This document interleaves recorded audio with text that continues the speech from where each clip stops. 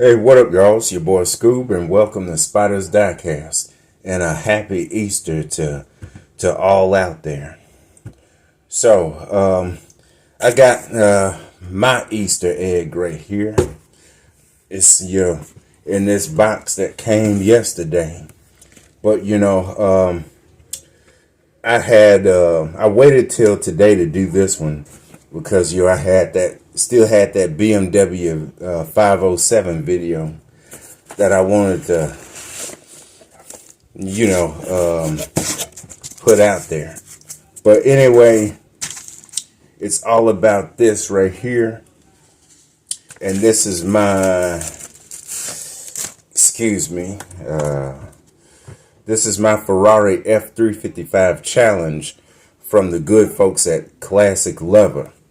If you hadn't heard about them, they're a new diecast brand. Hopefully not some fly by night diecast brand like what Dave from Champion DJK like to say about most of them, especially off of AliExpress from China. But it don't seem to be that way. They're actually going to come out with a few more models. But this was the first one, to my knowledge, the Ferrari F355 Challenge. And yes, it is indeed unlicensed.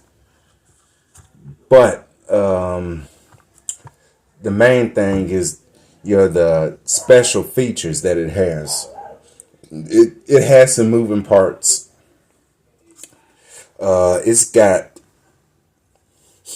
It's got an opening engine, and it's got and I just found this out. It had retractable headlights, and they pop up. I didn't think they would, but I did open this yesterday, and it does indeed have a button that goes up and down. We're gonna get into that a little later in the video, but first I just want to get that main stuff out of the way. But yeah, before we get started, I want you to see that it was packed pretty damn well for the be from AliExpress. So yeah, usually a lot of people report their items from AliExpress to be kind of trashed to varying degrees, from mild to extreme, but it came in perfect shape. So that's a bit of a concern off of my head. So yeah, they did me right on the packaging. So yeah, 3 minutes of blabbering. Now we can finally get into the nitty gritty with the deets. All right, there's the plaque, F355. You notice it says 1 out of 399. I don't know if I got the number one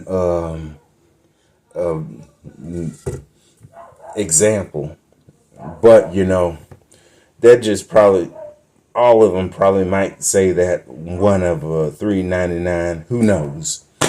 Maybe they will have maybe they will be numbered. But anyway, that'd be awesome if I got the first one made off the lot. That'd be awesome. But anyway, let's get into it.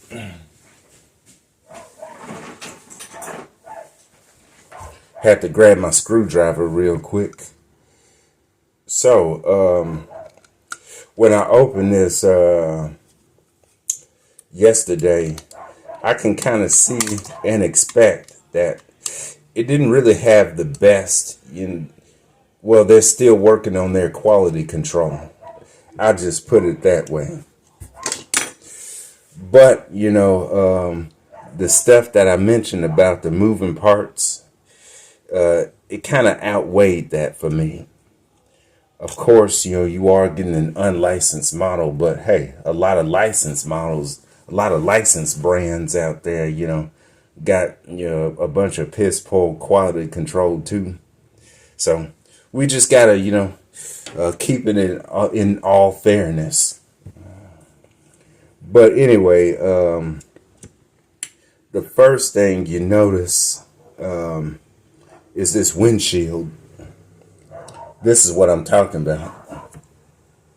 You see it kind of, raises up a little bit. Right there, grabbing my toothpicks. It hadn't been the smoothest day today, but, work with me here.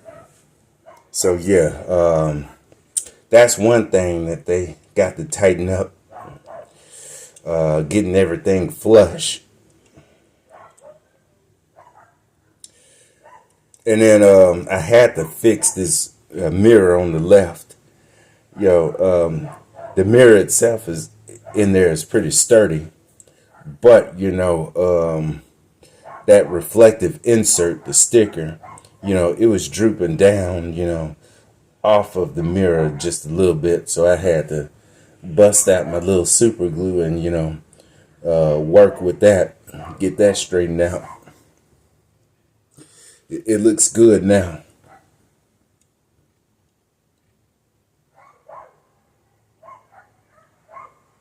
All right, just taking a couple of moments to show you the other stuff. And then it seems like they just, when they were taking these wings out the mold, they were just breaking them off of the sticks that they get molded on. That's a little rough around the edges right there. But, it ain't nothing that I can't really fix with a little sanding. But, that's just only going to be on the bottom, thankfully. And on the edge right here, too. But, this right here, as you can see, is supposed to be carbon fiber. On the top, it looks pretty good. It's not that diagonal carbon fiber. It's that Ferrari carbon fiber. But it looks pretty good. You know me, if you've been around the channel long enough, it's awesome. Love me some carbon fiber. This car actually does have some pretty good detail in the front. Usually it'll have like a prancing horse in the middle of that grille in chrome on most Ferraris, especially the F355. But, I'll give it a pass since this is an unlicensed model after all. And then on top of that, it is the challenge version of the F355. So I'll overlook that. There's the Pininfarina badge on the side right there in silver. But there's the prancing horse right there on the rear. Pretty awesome. And then you even have an F355 challenge badge right there on the right side above those tail lights. Excuse me. Then you got the exhaust. Then you got like this underside right there, which is one giant hole, which works wonders for detail. You can see all throughout there. Yeah. Okay. Then you got the headlights right here. There's that button right there I was talking about on the bottom. Right there. Pretty awesome. You kind of have to, work with one side. Kind of bring down one side to get them leveled with the other. One on the other side. But there you go right there. Got some pop-up headlights. And now, for the finishing piece, the pièce de résistance is the resistance. I mean, is this 3.5 liter V8 engine, 5 valves per cylinder. So yeah, pretty awesome in there. You can even see real deep down in that engine. You can see the valve covers in red. So even though they need some work done with their fit and finish, they really more than made up for it with its features and details. So yeah, this might be the best engine I've seen, you know, in 1/64th scale on this car, the F355. And this is a dude right here that has two Tomica limited vintage versions of this car, the F355 Berlinetta and the F355 Spider. But this one here from Classic Lover, it has the best engine of them all. And it's got a hole right there, a vent right there. That's pretty awesome on the engine cover. Yeah, that's pretty neat. I just noticed that.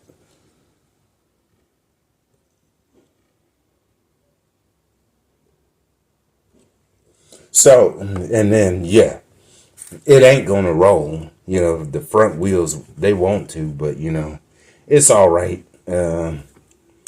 Didn't really expect it to roll anyway. But, you know, this is a little glimpse of the interior before we finish things out. You can see that the gated shifter is painted in silver. Pretty awesome. And then one last look at those headlights. You could even take one of these headlights and put it down and then leave the other one up and give you a little wink.